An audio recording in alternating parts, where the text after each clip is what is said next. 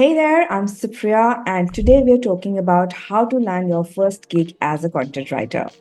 Whether you're a budding writer or whether you're looking to switch careers or you've been in this field for some time but looking for highly paid gigs, I have got the perfect starter kit for you. So, watch this video till the end. The first thing that you need to do to get started as a content writer is to find a fit.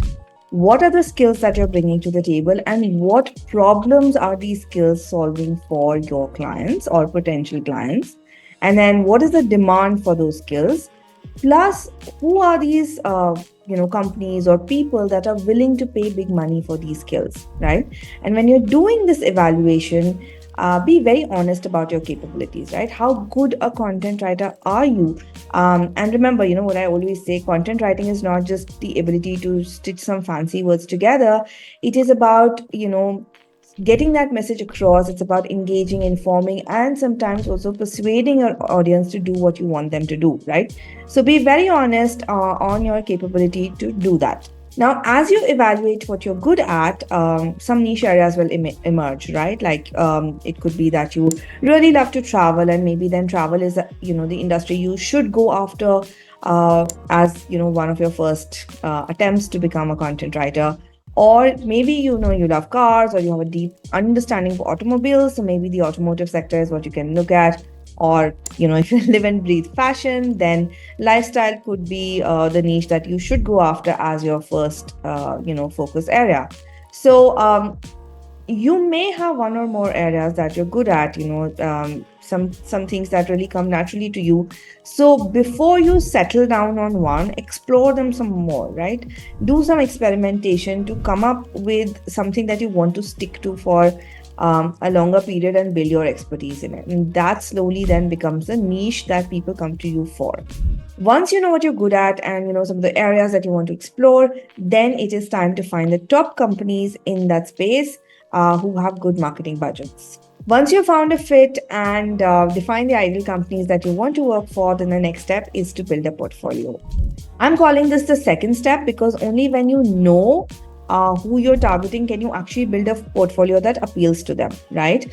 And basically, what is a portfolio? It is a showcase of your skills, your experience, your expertise, and it basically tells the client whether they can trust you and your capabilities, and they can trust you to deliver what you're promising, right? And what they want. So I do a full webinar on how to build a kick-ass portfolio. You can actually find a link to that in the description below. But for now, remember this, yeah? Your portfolio is your brand, so you need to put your best foot forward. You must always remember to send quality over quantity. Nobody wants 300 samples. 5 or 6 good ones will just do as well.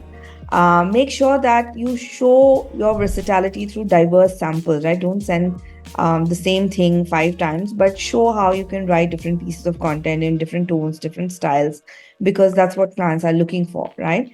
Plus, make sure you're only sending samples that are relevant to the prospects. Please do not send poems or short stories or your personal journal. Nobody's interested.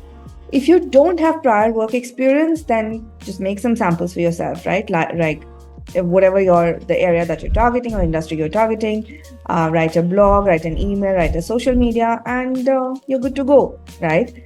Once you have the samples ready, create a short bio for yourself and also like a cover letter or a message that you can send out along with the samples. See if you can get some testimonials for the work that you've already done, or ask your friends, family to give you some testimonials, and then you're good to go. Just make sure that the testimonials are honest. Yeah. The next step is to go and find those clients that you will send your portfolio to. And I personally believe that clients are everywhere. I mean, let me tell you a story. I found my first ever client in someone who walked into my restaurant looking to sell me a point of sale system. And we got talking, and I, figured out that he's just started his company. He's got $2 million in funding. And so we pitched our marketing services, right? And in that conversation, he was really, he really loved what we had to offer. So the first ever project that we got as freelancers, or, starting our very own first entrepreneur venture as marketing folks was worth 7 lakh rupees, right? And that was 3 months of work, which is pretty good, right? For someone who was just getting started. So I believe clients are everywhere. And my suggestion would be that when you start looking for work, first activate what I call your circle of influence, right?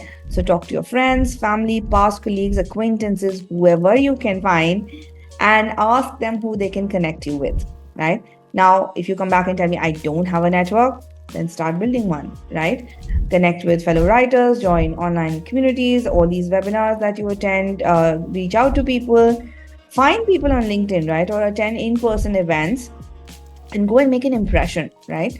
So, how do you make an impression is by giving people value, right? So, don't go everywhere just talking about yourself, but listen to people, understand what they need, and then go reach out and try and solve that problem for them, right? And I'll give you an example. I recently joined a network of business people, and I heard what people there were looking for. And when I came back, I identified two people who I could help in some way. The minute I got back home, I texted them saying, "This is what I can do for you. Let me know if you're interested," right? So always give first, and later they will remember you that you did something for them. And when you actually ask them for something, they will be very willing to reciprocate, right? Okay, so once you found a prospect, it's time to make the pitch. You must tailor your pitch to every client. Show them that you've done your homework. Show them that you're very attuned to or understand what their needs are and how your skills are the best fit to solve their problems, right? And finally, like once they're convinced of the value that you bring to the table, that's when you start talking about the investment that they need to make, right? That's when you start telling them how much it's going to cost. But to be able to do that, you also need to get your pricing right and be very confident of your pricing. Yeah. So, which means you have to price it right. You shouldn't undersell yourself, but you should not also make it like, it's completely out of the market because you're just like trying to find those first few clients. So, research some standard rates for your niche, and be open to negotiation. These first initial few people are also going to be very key to develop your portfolio, right?